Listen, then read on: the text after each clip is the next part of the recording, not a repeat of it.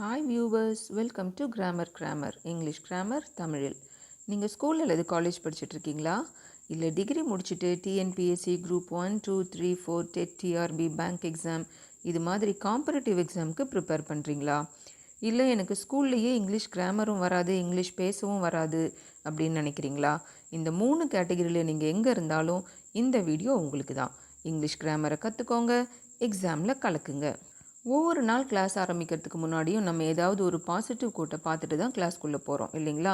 அந்த வகையில் இன்றைக்கி நம்ம பார்க்க போகிற quote, never give up because great things take time. அதாவது உங்களுடைய முயற்சியை விட்டுறாதீங்க, என்றைக்கும் விட்டுறாதீங்க. ஏன்னா பெரிய விஷயங்கள் எப்போவுமே நேரம் எடுத்துக்கும் நடக்கிறதுக்கு அப்படின்றது தான் இந்த கோட்டுடைய பொருள்.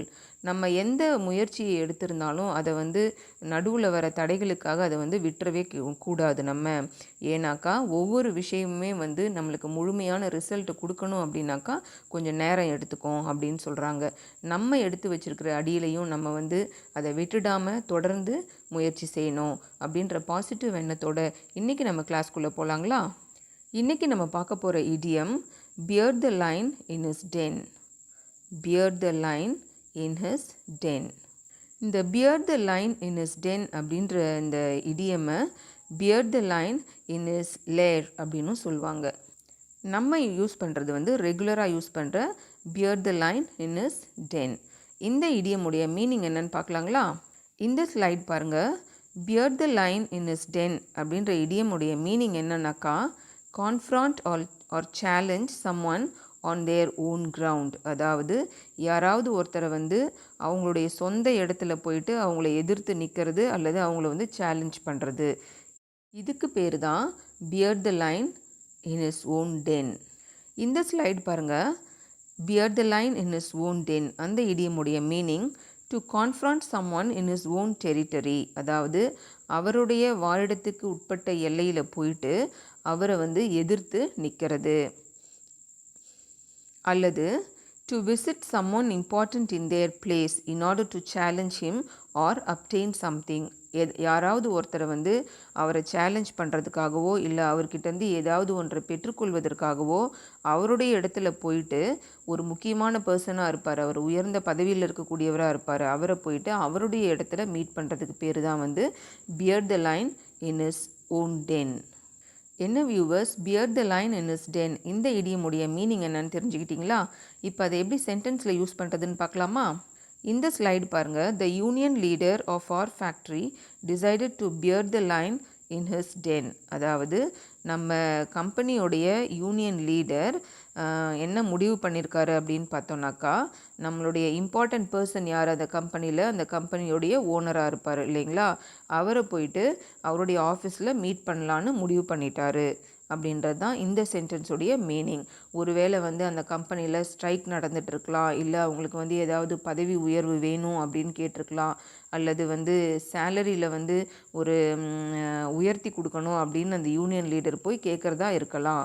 அதுக்கு அவர் என்ன யூஸ் பண்ணியிருக்காரு பாருங்கள், beard the line in his den அப்படின்ற இடியமை யூஸ் பண்ணியிருக்காரு. அவருடைய கம்பெனி ஓனரை அவருடைய இடத்துல போயிட்டு இந்த யூனியன் லீடர் மீட் பண்ண முடிவு பண்ணியிருக்காரு அப்படின்றது தான் இந்த இடியமுடைய மீனிங். அடுத்த சென்டென்ஸ் பாருங்கள்.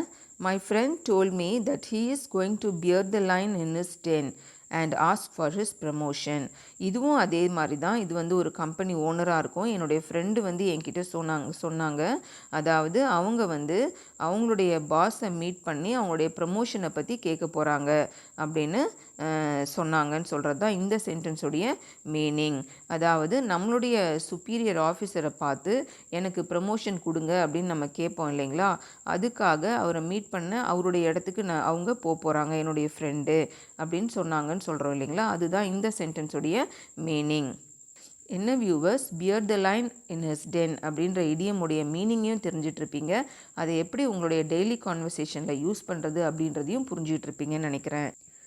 நம்ம தமிழில் சொல்லும் போது கூட சில சமயம் சொல்லுவோம், நான் சிங்கத்தை அதோடைய குகையில் போய் பார்க்குறேன் அப்படின்னு சொல்லுவோம். நான் சிங்கத்தை அதோடைய குகையில் போய் மீட் பண்ண போகிறேன் அப்படின்னு சொல்லுவோம் இல்லைங்களா. அந்த மாதிரி அர்த்தம் கொண்டது தான் இந்த beard the line in his den அப்படின்ற இடியம். உங்களுடைய லைஃப்பில் இல்லை உங்களுக்கு தெரிஞ்சவங்க யாராவது அவங்களுக்கு முக்கியமானவங்க, அவங்களுடைய பாஸு, அவங்களுடைய சுப்பீரியர் இவங்கள வந்து ஏதாவது ஒன்றை பெற்றுக்கொள்வதற்காகவோ அல்லது அவங்கள வந்து சேலஞ்ச் பண்ணுறதுக்காகவோ அவங்களுடைய இடத்துக்கு போய் மீட் பண்ண போகிறாங்க அப்படின்னாக்கா நீங்கள் யூஸ் பண்ண வேண்டிய idiom beard the line in his den. இந்த வீடியோவை பார்க்குறதோடு நிறுத்திடாதீங்க. இதில் நம்ம போடுற ஒவ்வொரு இடியம், ஃப்ரேசல் வேர்ப்ஸ் இதெல்லாம் உங்களுடைய லைஃப்பில் நீங்கள் வந்து டெய்லி யூஸ் பண்ணணும், ப்ராக்டிஸ் பண்ணணும். ப்ராக்டிஸ் பண்ண தான் ஒரு ஸ்கில் வந்து வளரும். பேசுவது அப்படின்றதும், அதாவது ஒரு லாங்குவேஜை கற்றுக்கிறது அப்படின்றதும் ஒரு ஸ்கில் தான்.